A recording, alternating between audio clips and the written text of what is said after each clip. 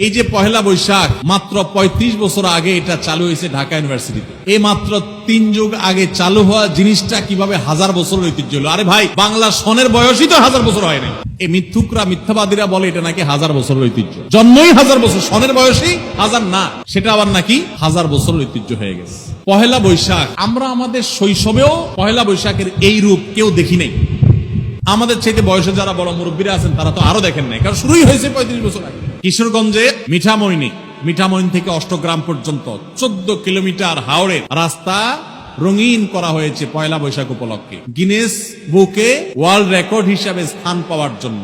১৪ কিলোমিটারে সম্ভবত ৯,০০০ লিটার রং সেখানে ব্যবহার করা হয়েছে। রং ব্যবহার করা হয়েছে মানে কি? কেমিক্যাল না সব। আর আপনারা হাওড়ের যে রাস্তাটাতে রং করা হয়েছে আপনারা দেখেছেন, এই রাস্তাটা বাংলাদেশের খুব সুন্দর রাস্তাগুলোর একটা, মানে দৃশ্যটা সুন্দর, দুই ধারে পানি, অথই মাঝখানে রাস্তাটা দেখতে চমৎকার লাগে।